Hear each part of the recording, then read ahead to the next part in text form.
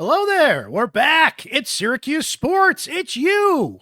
We're all here together talking sports. It's a beautiful thing. How did you arrive here to Syracuse Sports? Did you find us randomly on the internet? Well, that's one way, but the easiest way is to subscribe. Spotify, Apple, YouTube, wherever you get your podcast, make sure you subscribe and follow so when a new episode of Syracuse Sports comes up, you can listen and watch on demand when you want. What will they think of next? What we thought of next was, what a perfectly timed bye week for Syracuse football to find itself at the midseason. And every time the bye week comes, you hear some of the same things like, boy, this team really needed the bye. I kind of feel like this football team needs a reset, needs to answer some hard questions.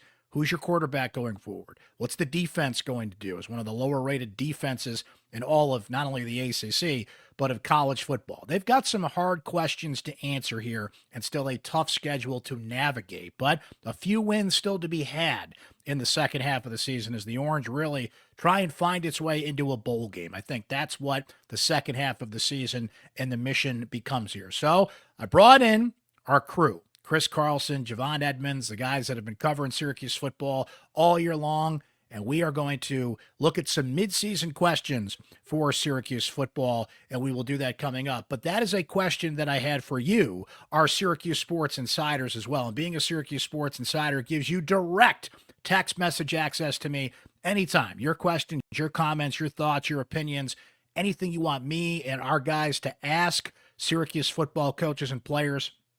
So what having that text message access to me anytime brings you. You just want to shoot the breeze and talk SU sports. That's what it's there for as well. Latest breaking news, insight, and analysis from me as well, delivered right to your phone. Just $3.99 a month to be a Syracuse Sports Insider, by the way. The question I pose to you guys is, what will the second half of the season bring for Syracuse football? And I just wanted to highlight some of your great answers from our Syracuse Sports Insiders on that. Kevin C. says a 2-4 record. Carney replacing Collins, turmoil with Robinson as defensive coordinator, and more young players getting time. We've already seen a lot of freshmen get on the field, notably Demetrius Samuel Jr., notably Antoine Delorier, notably Byron Washington. I think Fran mentioned there was 12 freshmen on the field total against SMU, and I agree with Kevin that that number is going to grow. One thing that Chris, Javon, and I are going to get into, so I don't want to spoil it here, though. What can Elijah Robinson really do? I'm not excusing Elijah Robinson. You've got the 124th rated defense in the country. You've got to do something. You've got to fix whatever you can fix, but you also can't make me a great meal with bad ingredients. So I think it's kind of a two-way road there, and I think that certainly Robinson deserves some blame for this, but are we putting too much on the coordinator's plate? Just a question we'll ponder coming up here. From Mike E., who says, unfortunately, it will require the second half of the season a strong stomach and a clear, quote, wait till next year mindset. Stay the course, support the team, support Fran Brown, but minimal expectations. From Jared, who says, I think when it comes to Coach Robinson, do we not have the talent, or is he not utilizing the talent? I believe that is somewhere in the middle. From Nick, who says the second half of the season feels like a crapshoot with so many unknowns, a far cry from a season ago. I still believe that this team can make a bowl and carry momentum into 2026. A couple more from our Syracuse Sports Insiders, including Christian, who says the second half of the football season will bring some hard decisions for Fran Brown.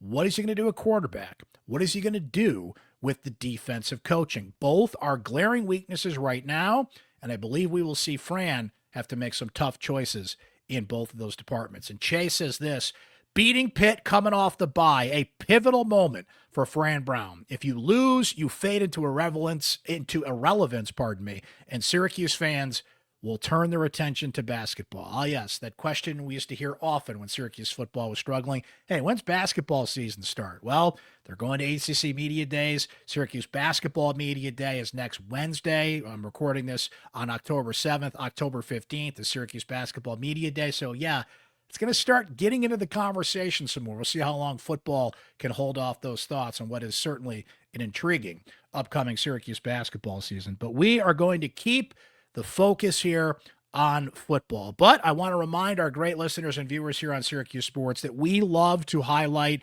your original music on this show. And I need more, guys. Starting to run low. which is a good thing because I've had so much original music sent to me and we've highlighted here on the pod, but we got to keep that going here. So if you are an original artist, if you are in a band and you want your music to be highlighted on this podcast, we would love to do it for you. All the info is right in the show notes on how you can get in touch with me and figure out how to get your music featured here on Syracuse Sports. And we're going to feature a band that we have before in a different song this time, Nate Gross and the Nate Gross Band. This is a fun song. I don't know how you listen to this song and don't have fun for the next couple of minutes. So what we're going to do is we're going to feature a little bit of this tune called Cheap Guitars, and then we'll play the song in its entirety at the end of the podcast, which again, we can do for you and your band. Get in touch. We'd love to feature your music here. So let's listen to a little bit of Cheap Guitars, and then we'll listen to Chris, Javon, and I talk midseason Syracuse football. How about the best songs on the cheapest guitars? You never thought that it'd ever go far, but here I am, I'm playing in your bar. Like the best songs on the cheapest guitar.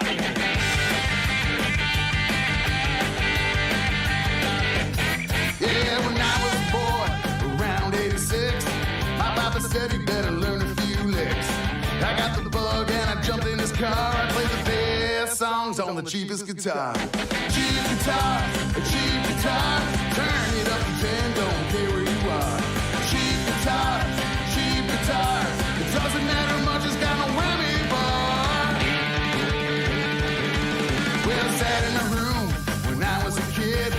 I bet those strings like CC did. I go to lessons, I got in his car, write the best songs on the cheapest guitar. 6 down and 6 to go, gentlemen. Already halfway through the season. Syracuse's bye week times out nicely for that, so we thought we'd take a step back here and look at everything going on with this football team and try and figure out what's going to happen over the next 6 games here. And it starts with the question on everybody's mind, guys, and that is, who is the backup punter to Jack Stonehouse going forward? Because this is a huge point of discussion in the fan base. You know, of course, it's the quarterback thing. And, I mean, I guess you start there, right? Before we get into some general offensive numbers and break some things down here, I mean, are we just looking at a situation where, unfortunately, and Javon, I'll start with you, Syracuse's season may have had its battleship sunk here, if you will, when Steve Angeli went down? Is that just the truth they're staring at here? Can Rickie Collins improve to the point that he can get this offense functional? When I hear that question, I just think of some of the responses we've heard in these press conferences, like Rickie's issues are quick fixes. Never in my life have I heard bad eyes being a quick fix in any sport. Like, if you got bad eyes at quarterback, if it ever gets fixed, it takes a while to get it fixed. Brent, all three of us are big baseball fans. If you got bad eyes in the box, not a quick fix. Yeah, it's not a quick fix whatsoever. So I don't think Rickie's issues are the quick fixes that everyone says they are. I think it's safe to say, even if you don't want to go as far as the ship has sunken, you can say, like, hey, you just can't overstate how important the acquisition of Steve Angeli was at the very least. Because it showed Rickie was not ready. And, I'm not calling anyone a liar, but we were lied to about how close that quarterback competition was. That wasn't close. From what we've been seeing on the field, that was not close. Duke was, hey, everybody play it awful. Okay, fine. Saturday, Chris, you and I were sitting next to each other and saying, this game's on Rickie Collins.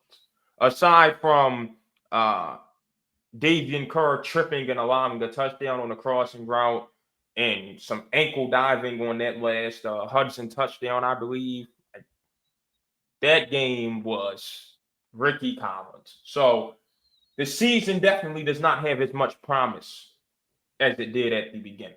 to say the very least. I'll say this, Chris, about the camp battle. I think Rickie looks good in certain situations. We didn't see much 11 on 11. We obviously didn't see any of the scrimmages here. So I think in a controlled environment, you can sell the fellow. Look how close it is. Look what he's doing in these drills. Obviously, when it got down to real football, it was not as close as it was sold, as Javon said there. So now Luke Carney is sitting there, and I think we should throw Jakari Williams' name in the mix. He hasn't been able to even be in the mix for the backup to this point, so that's why I don't think I've mentioned him prior to this, but I guess we'll put his name on the table for the sake of it here. But by all accounts, Luke Carney is the backup quarterback, who is a freshman. There's a lot of decisions to be made there.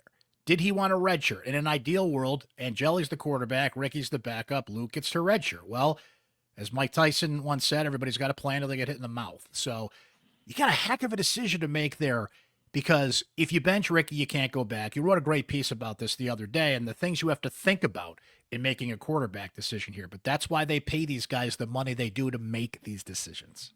And it is a mutual, to me, it has to be a mutual decision. Like if Luke is a starting Power 5 quarterback, surrendering his red shirt is surrendering $1 million. If I think we all think that the NCAA is going to go to play 5 years, so it probably doesn't come to that. But that is under the current rules, that is the choice. If Luke is a starting Power 5 quarterback, and if he gives up his red shirt to play like late in this year, like that is it. That has to be a consideration for that family. That has to be a consideration for Fran as he's asking him to make that choice. It's a really, really it's not like, oh, Luke wants to play, get him in there, or we think Luke's the best quarterback. There are other considerations at play beyond just boy, it looked bad Saturday. Let's give people something new. So you got an offense that's 42nd in the country. They're 7th in passing overall. Of course, a bulk of that came when Steve Angeli was in at quarterback. They're 114th in the country running the ball. Last year, they were low in those numbers as well, which was obviously counteracted by the fact you had the top passing game in the country. Well, now you don't have the top passing game in the country. You have the middle of the pack passing game with, as we're mentioning here, the struggles at quarterback. So you look at the running back situation. Will Nixon, 239 snaps. Yacine Willis, 188 snaps. Now, when you break that down in terms of carries, Nixon has 54 carries for 112 yards and 2 touchdowns. Yacine has had 78 carries, 393 yards and 4 touchdowns. Javon, we've heard Fran in 2 separate occasions call out Jeff Nixon, the father of Will Nixon, to give Yacine the ball more. Well, there were situations, particularly in that SMU game, where they tried to do that, and the offensive line could not push ahead. Not that it's all on them. There were some things that are on Yacine, but it was a combination of things. Play calling couldn't get the push. Yacine maybe's got to get his pads lower to plow through those things. So they want to run the ball more. I guess the question is, can they run the ball more? Are there still some things they can do there that they haven't been able to because they're still trying to sort out other things on that offense? Short yardage is the situation. I spoke to Travion Mack on Saturday, and then Yacine got up there on the podium, and Mac was just honest, hey, those situations, we just go head on head, and the coaches are trusting us to impose our will on the other guys. You can't ask for more than that, and we just aren't getting the job done in that department. So, Fran always says big people beat up little people. Well, his big people aren't beating anyone up right now in short yardage. When they're just simple 1st and 10 handed off, we've seen Yacine get some good runs, right? It seems like if it's not 3rd and 1 or 4th and 1, he's, capable of breaking off a big play at any time. The issue is when they take too long to get going. Okay, first drive, he doesn't get going. Fall behind 3-0. Then the second drive doesn't get going. Fall behind 10-0. So now instead of seeing if their third drive is when you can get it going, because you know who your quarterback is and because you know what your defense can allow, you just instantly start passing because you just can't afford to go down 13-0 or 17-0 at that point, right? So I think it's a combination of what is going on around the run game that has caused it to suffer, but it's an easy fix to it in terms of You can't wait until the third drive for your run game to start working. It's got to get going immediately. There's a little bit to me like there's a little bit of a mismatch with Yasin's talent and the offensive line's talent. Like Yasin is a north-south between the tackles runner. Like when he goes sideways, that's bad. Right? Like his strength is just using his strength and running straight ahead and getting going and starting. But Syracuse's guards, TJ Ferguson is one of the better pass blockers in the ACC at guard, but he's not a very good run blocker. Byron Washington's PFF numbers show that he's a much better pass blocker than a run blocker right now. Joe Cruz, his splits aren't as bad in his PFF grade, but he is a better pass blocker. Great, that was a better pass blocker than a run blocker. So you're trying to run straight ahead, but your guards are better in pass protection than they are run blocking. So that sort of straight ahead running style that's best for Yasin is not necessarily the strength of the inside of the interior offensive lineman. So like that's a difficult thing. Like that's not saying either of those players is bad, but there's like a sort of a mismatch in strengths that's going to make it difficult for that to just work. Chris, I've got numbers for you. All right. Running behind left guard TJ Ferguson Saturday, 1.5 yards per attempt. Running behind right guards Byron Washington and Joe Cruz, 2 attempts, 0 yards per attempt. Like, and either side of Austin Collins, not good. So it's just, he's had one breakaway run for 13 yards that was running outside of Travion Mack. Like, I think that tells you his skill set is getting downhill, and the staff knows it. But as you said, that O-line, there are times when you guys hear me in the booth like, he's got to bounce out because that's the only thing that's open. Thing is, as you said earlier, Chris, him having to get to the outside is an issue. That's not his bread and butter. That's where I'm going sideways. He's a big guy. Yeah, like that's what you have Will Nixon for. That's what Will right? Nixon's there for.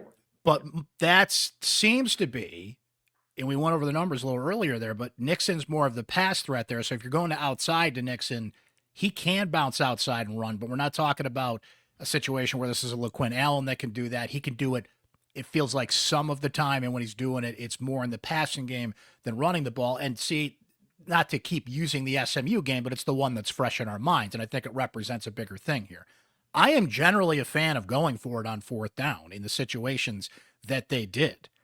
But when you're that predictable or can't get the push or can't qualify to do the things in short yardage that this team seemingly can't right now, this speaks to what adjustments, if any, you can make here. I mean, guys, when we walked out of camp, the question I think we had the most on, we discussed a lot of things, but how many times were we looking at each other like, man, what is this offensive line? It just felt like they were putting that puzzle together right until the minute Tennessee kicked off, and that game kicked off at the beginning of the year. And I don't think there's a lot of options sitting on the bench somewhere. I mean, this is the line they have, and they've got to figure it out from all points on how to go forward with it.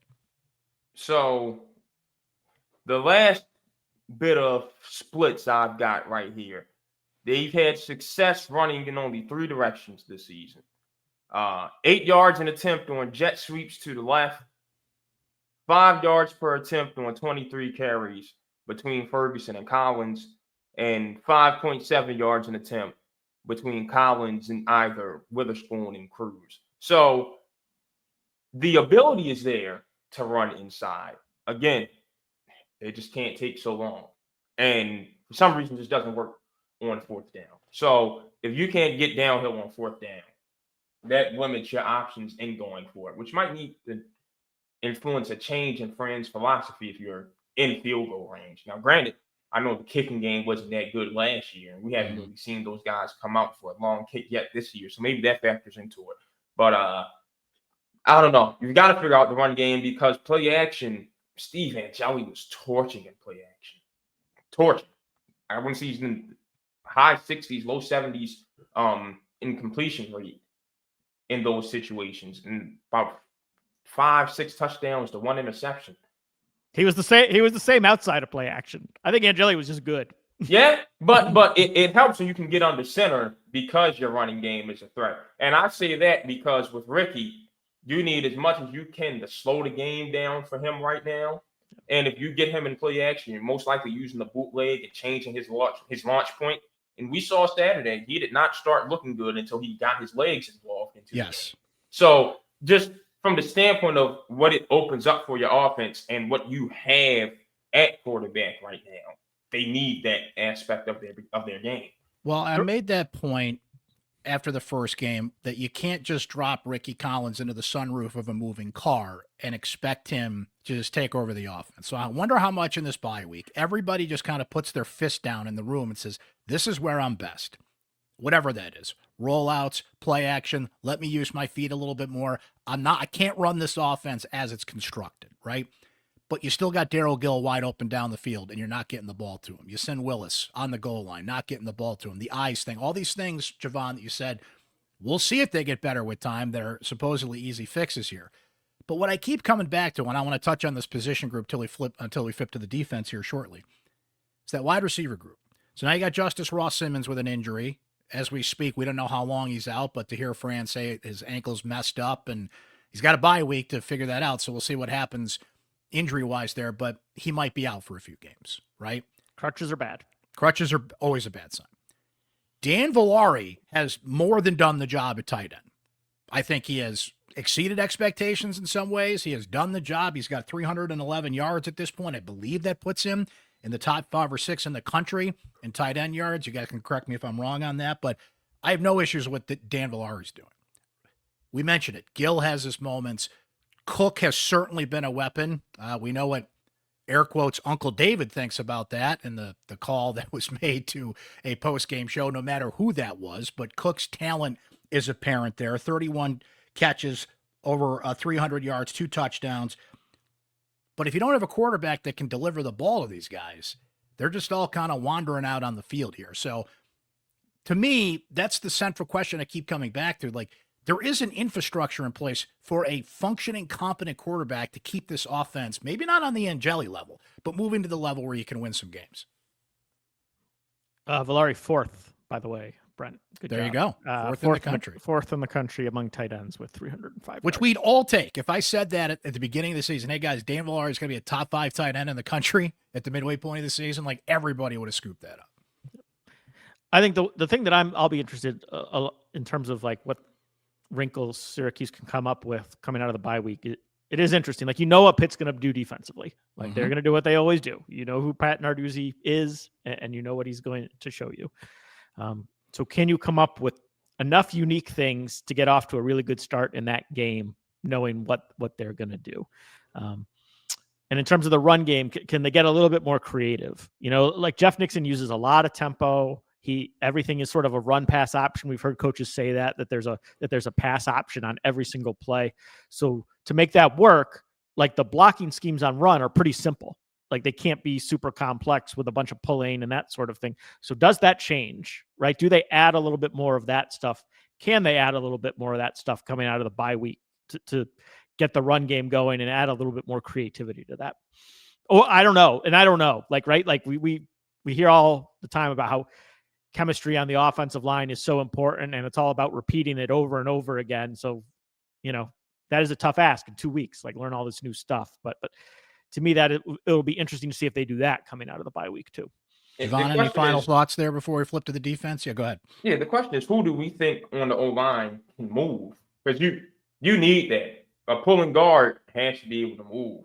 You're going to be running track blocks. You need somebody to move. So who is the best athlete on that offensive line? And is it on the interior? So that's ideally where you want your best athlete for the blocking schemes you're mentioning, Chris. And it's like, do I see any of these heavies, really stepping on the gas pedal? No. So I think that's an issue within itself. So I think Fran accomplished step 1 of his plan with the O-line this offseason, which was you got bigger. Now you got to get a little bit more athletic on the line, because that's just where football is right now. You need big guys that can move. Like O-linemen and D-linemen like to call themselves the best athletes in football. because they've got all that weight that they're moving around. But like, you need guys that actually can move that weight around. Right now, I don't know if Syracuse has that. Byron Washington will. Like, he will, but like he's already done a tremendous job shedding weight this year. It just might not be this year that he gets to the point where he's that explosive as an athlete. Which Byron, we're going to flip to the defense here. Antoine Delorier, Demetrius Samuel, just to name a few. Freshmen getting on the field. Fran mentioned it after the SMU game. Boy, we had 12 freshmen out there. He's talked a lot more about building a culture and a lot of code words for this just might be a developmental season. You don't want a coach to flat out say that. Although with Fran, I guess I would prefer him to say that. But there's certain things even the most honest coaches can't say in a public setting, right? But guys, get ready to hold your nose here because the defensive numbers are not pretty. 124th in the country, dead last in the ACC. They're giving up 448 yards per game, 93rd against the run, 157 yards per game, 129th against the pass, 291 yards per game. They have just 8 sacks right now. Your two top-rated players are freshmen I mentioned, Delorier and Demetrius Samuel. Samuel 1, Delorier 2. They've given up 30-plus points in all 3 of their losses. Look, I can keep going here, but you get the point. So anytime this happens, and Fran even expressed some frustration with some of the calls that were made in the SMU postgame, it points at the defensive coordinator. People say, what's Elijah Robinson doing, right? So I guess I'll ask that question generally, and Chris, I'll toss it to you first. I don't know what scheme you can change, tinker with, and tighten this thing up. This defense kind of is what it is from the coordinator on down. But is there something that can be done here that they're not doing or can be tightened and tinkered with, at least to stop the bleeding? You know, not that I am smart enough to come up with. Like to me, this is a team that has a very flawed defensive line. You're not going to get any pressure with them. You have a freshman linebacker who's, one of your better players on defense, and you're not getting a whole lot of help behind him. Your safeties have been hurt. So maybe if Devin Grant and Deuce Chestnut get back to sort of the explosive players that we know they are versus playing hurt, maybe that helps. But you have been so compromised up the middle with that. Like, I don't know how you fix that. They are 101st in the country in pressure rate right now, despite the fact that they are blitzing a ton. They're 26th in the country, blitzing on 45.5% of their plays this season. So they are sending guys, and they are not getting pressure. That is a terrible, terrible combination, and I don't know how you fix that. Well, Javon, do you see a solution in there? Because if I'm going to give a chef some ingredients, I've got to give him good ingredients to make me a good meal. I can't hand Elijah Robinson, if you like spam, you like spam. But if I hand him a can of spam and say, hey, I want a Michelin 3-star meal out of this, that's kind of a hard thing to do. And I don't want to insult the players and say that's what they are, but I just don't know what he can do to turn this around. I mean, it's bad when your freshmen are your best players, right? I mean, it's good for the future, but it is not good. But right now, your that's number hard 2 to ranked build. players Exactly. are Demetrius and Delorier. Like, that's not a recipe for success. What do you think, Javon? I'm just stuck on 3-star meal out of spam. My grandma used to take iceberg lettuce, spam, and chunks of yellow American cheese and call it a salad, and I just could not get with it. But no, but it feels like eating that is kind of like the equivalent of watching Elijah Robinson's defensive line. And I don't mean that to be super harsh, but it's like, in the NFL, I can give in the NFL, I can give a coordinator a break because who's a coordinator drafting? Who's a coordinator signing the free agency? You are given what you're given and told to make the best of it. This is college. They're in your room. You went out and got them. They're not performing, and Elijah Robinson went out and got them. It's look at this. Deion Wilson, 67.3, and gets hurt every game. After that, you're looking for a rotation player. I'm talking in pass rush grade on PFF. Like, it's Delorier, who's dropping back most of the time, at 71.5, 71.6. Rashard Perry's at 76. He's out for the season. David O's situational at 71.1. After that, all the rotation guys, nothing impressive. Actually, forget nothing impressive, nothing good. And when your defensive coordinator is a D-line coach, I expect your pressure to get home. You're blitzing 45.5% of the time, and it's not doing anything. So is the running back picking up a block meaning that much? The tight end picking up a block meaning that much? In that case, you need to disguise something because, college quarterbacks aren't the smartest people in the world. They're not dumb, but they're not the smartest people in the world. They can be fooled. Can I get a disguise? I look at the 49ers. For so long, they had Robert Saleh as the defensive coordinator, and his scheme was very much oriented on his front four getting home.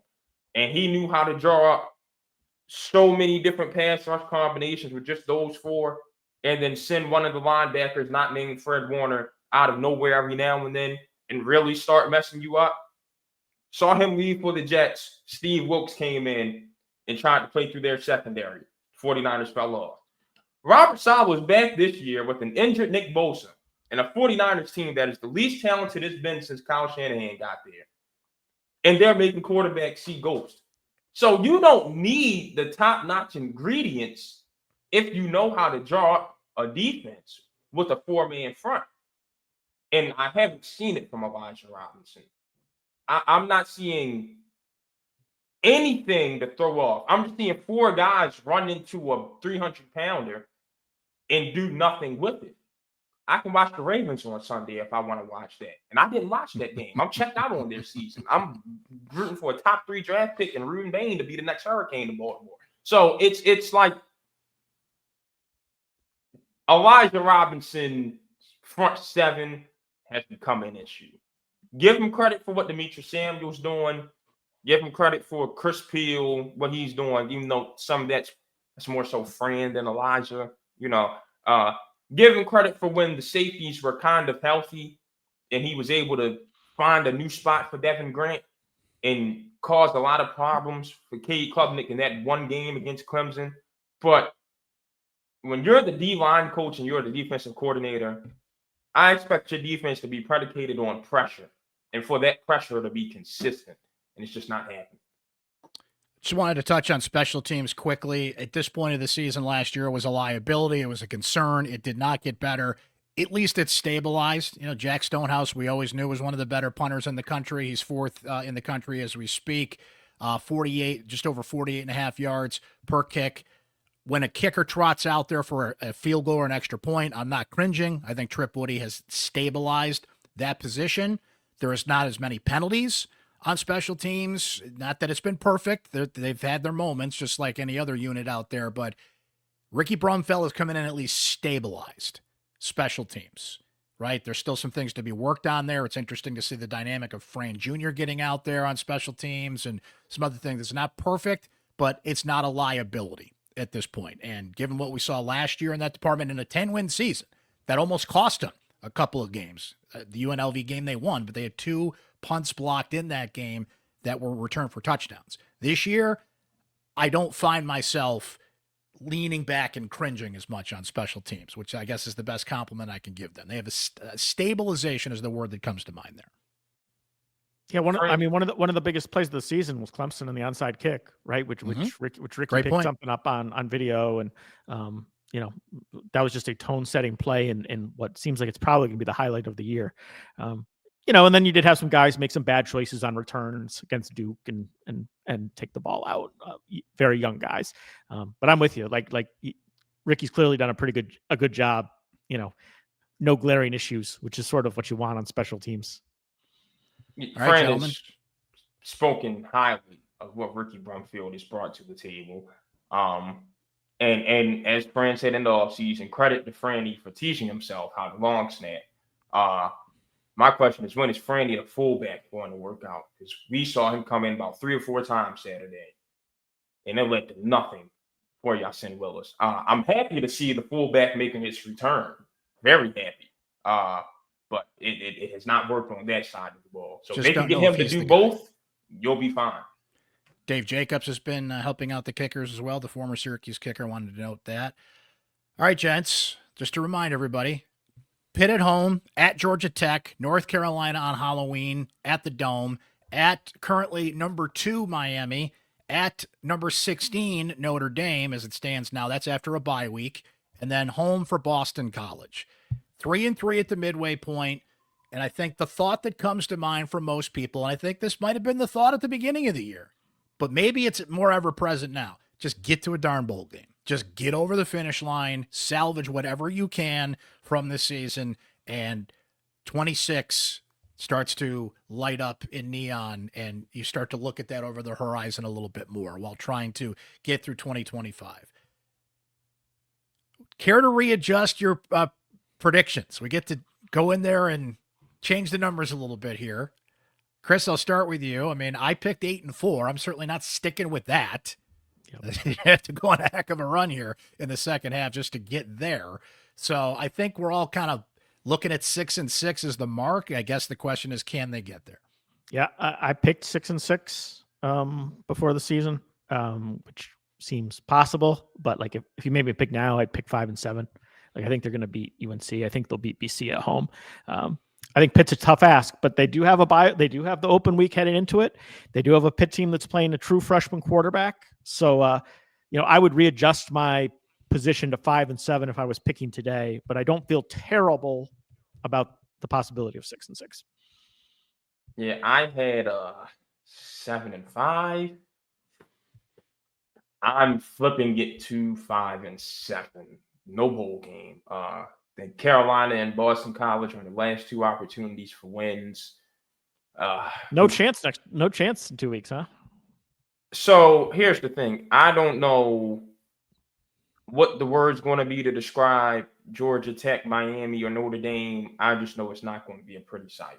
With Pitt, that is a better team without Eli Holston. And the way his stock dropped. Him and Phil Yurkovich are 2 guys who just were under the radar schools that I just thought had so much potential after their first few years, and it just fell completely off. They are a better team without Eli Holston, and this is the same defense that made Kyle McCord see ghosts last year. What is Rickie going to see?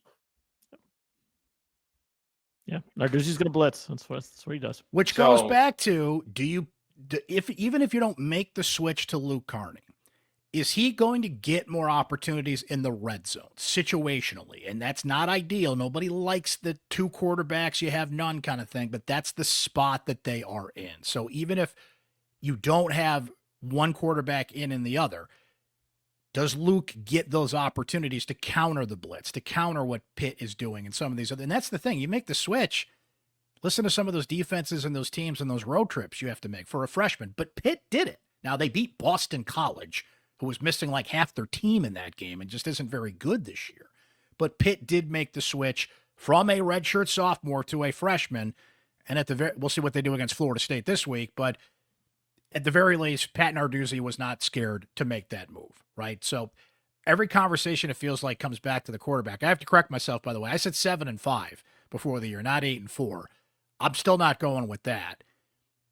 I think everybody settles in on Pitt is a huge swing game, whether you're going to get to 5 or 6 wins. Then you hope you beat Carolina and you hope you beat Boston College at home. Now, this is sports and all the weird things you have to account for, but man, to see a win over Georgia Tech on the road, Miami and Notre Dame on the road with what this team is going through right now, like that would be the greatest sports movie ever written if Syracuse is able to do that. So you focus on the games you can win. And this upcoming game is just a huge swing win. And Chris, it goes back to that old question that had kind of died for a while. And Javon, people would say this all the time around here. Hey, when's basketball season? The intrigue of the basketball season will increase a lot if they lose to Pitt, because I think most people will be like, okay, you're done. You're not making a bowl game. It just, you can't see a path to it. I am familiar with that feeling myself. You brought up all these road trips. I've got a quick gripe to get out the ACC. Whatever the scheduling formula is, stinks badly. I did the top 25 live blog Sunday, and it required me to look at some future schedules, right? Well, some next 6-7 games for some teams. Virginia, Georgia Tech. I mean, there are teams in the ACC that play absolutely no one. Syracuse run those teams last year. And then this year, they've got so many tough games on the road at that. The ACC has got to get some balance in the schedule. Like, come on, we got all this AI and stuff to make schedules these days. You can do a better job. I don't know if I agree with that. I just look, I if you're so like so take Syracuse for example. Yeah. There's no way you get a schedule as weak as last year's and as strong as this year's. And not count Notre Dame as an ACC game. That's their agreement. They play, 6 ACC games a year? Like, that's just a part of it. You don't get the easy, hey, Fran, let's give you an easy year schedule last year. And then this year that's only missing Florida State, I guess.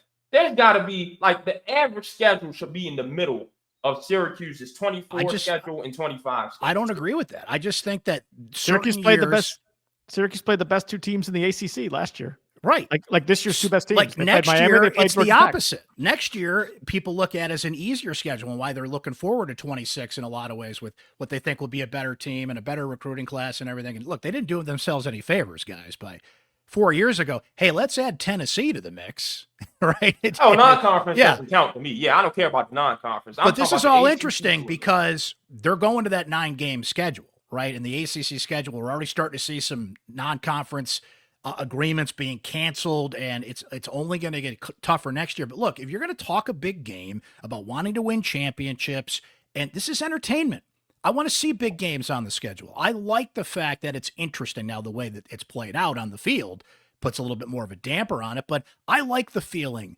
of they're going to South Bend, that they're playing these big games, right? This one turned out a little harder than usual, but to put it, like you said, some kind of scheduling thing, whatever. No, some years are just harder than others. And if you're going to get out there and say, our goal is to win the ACC and talk a big game, you got to play big games like this. And we're in a college football structure where you can lose 1 or 2 of them and still be in that conversation, right? So I don't know. I'm more of a fan of, this is, at the end of the day, it's entertainment and it's sports programming. And I like the feeling of having those big games on the slate. Some people don't like that. Some people want to take the easy way in and, get to 6 or 7 wins, and that's all that matters, and that's fine if that's what you want to do it. But I like it. I from the beginning, I've loved the fact that all these big games are on the slate. No, so you're right from that standpoint. So you're going to talk a big deal about being some championship team. Yeah, go play some good teams and show it to me, because I've got Texas Tech and Oregon fans on social media going crazy on me because I don't reward weak scheduling in my ballots each week. I'm with you. And I'm a Ravens fan. They play number 1. They play a first place schedule every year. I love a tough schedule. Shows you what a team is made of. I'm saying from a grander standpoint, it's not just for Syracuse. It's for the ACC as a whole.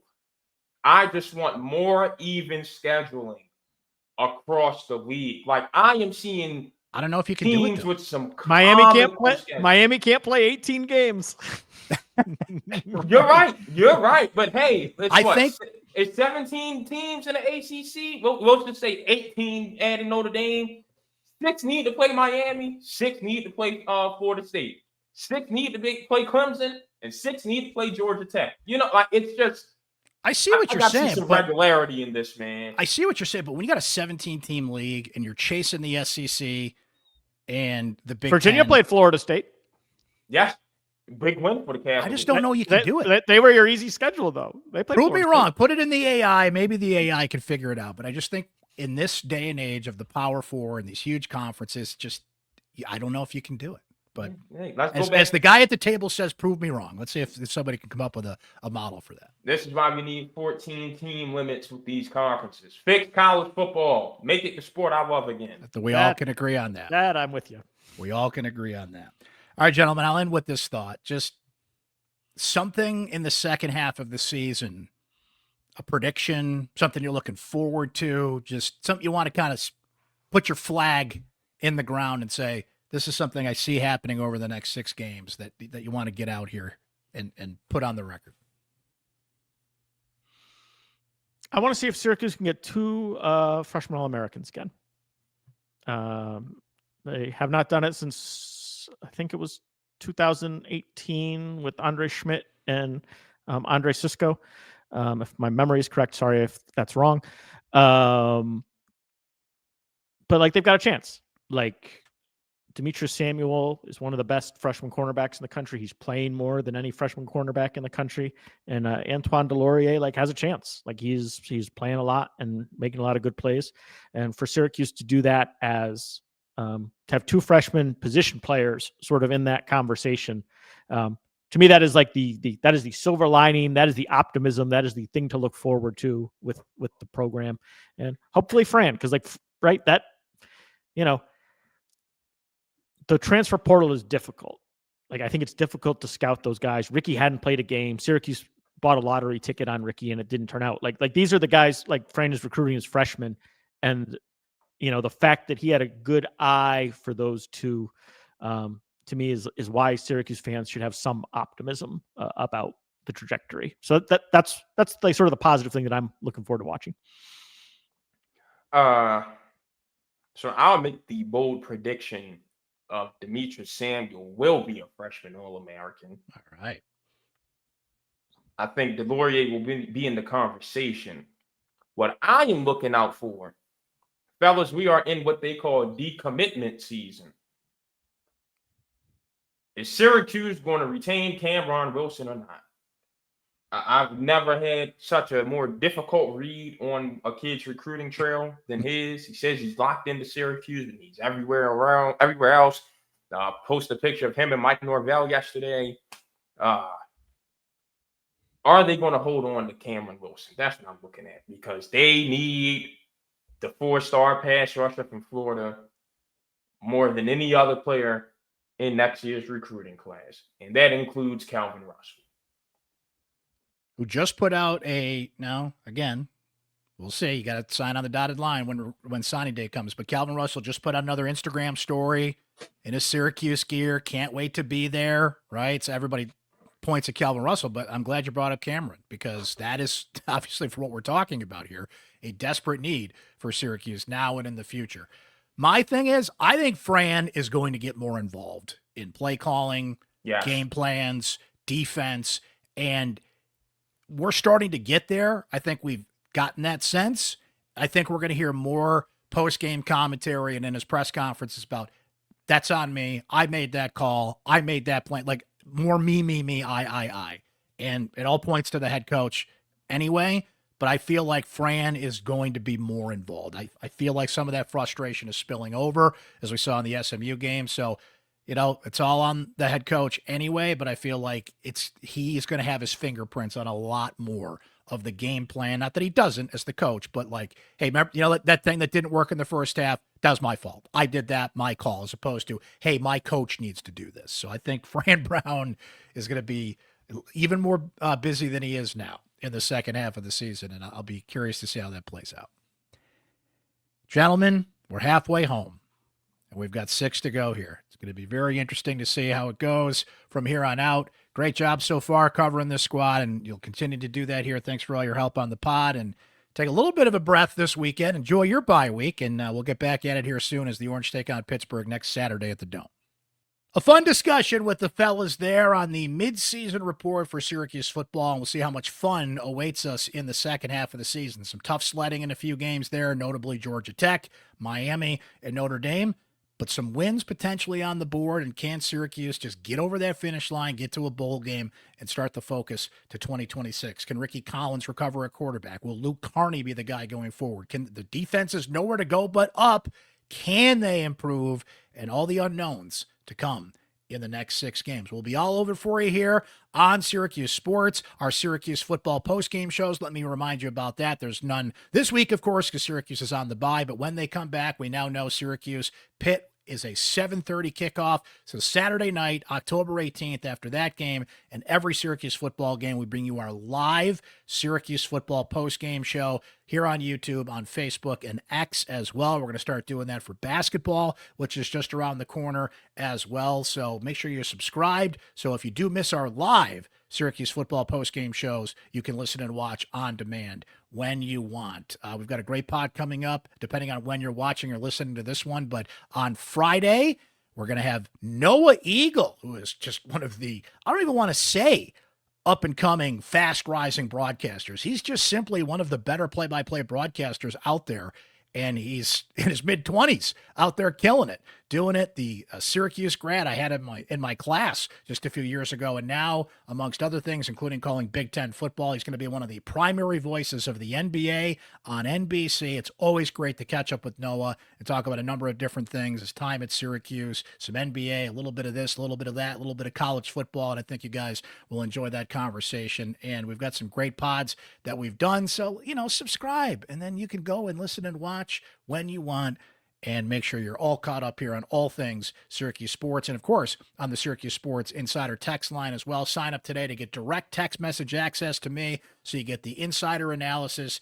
We get your questions answered. Just want to shoot the breeze, talk SU sports, we can do that. Having direct text message access to me anytime, that's what it's all about, being a Syracuse Sports Insider. We'd love for you to join our growing community of some of the more passionate Syracuse sports fans out there today. It's just $3.99 a month to be a Syracuse Sports Insider. You can try it free for 2 weeks. All the info right there on your screen or in the show notes. Send us your original music to be highlighted on the show, friends. We love to do it. We have had so many great artists share their music with us, and we need more. So if you're thinking about it, it's like, yeah, Brent, I've heard you talk about that. I don't know, man. Send it in. Let's get it out there. Live a little, baby. If you took the time to record the music, if your band's out there doing it, let's give you just that much of a little bit of a push here. And there's some artists on this show, that's all I'm saying, that being on the show has led to bigger and better things for them. So we'd love to not only help out your careers, but just get your music out there a little bit here, and love hearing all the great original music from our viewers and watchers, and those that are watching that can lead us to other people. Now, a lot of people that have their music highlighted on the show naturally are Syracuse fans, but you don't have to be from Syracuse. You don't even have to be a Syracuse fan. If you just know somebody that's playing some great tunes, get them in touch with me. All the info is in the show notes, and we'd love to highlight your original music here on Syracuse Sports. And we're going to do that now to take us out. Our friends at the Nate Gross Band. This is a song called Cheap Guitars. And boys, this one fun. And we love having fun on this show. So boys, take us out. And we'll talk to you next time here on Syracuse Sports, presented by Krause Health.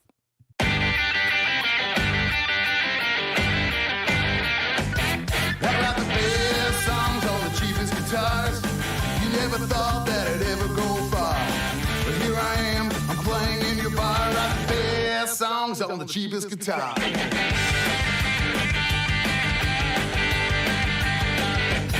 Yeah, when I was a boy, around 86, my papa said you better learn a few licks.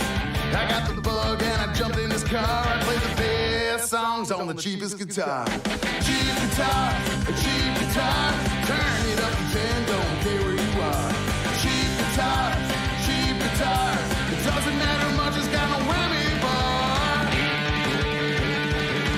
Well, I sat in a room when I was a kid, I bet those strings like CC did. I go to lessons, I got in his car, write the best songs on the cheapest guitar.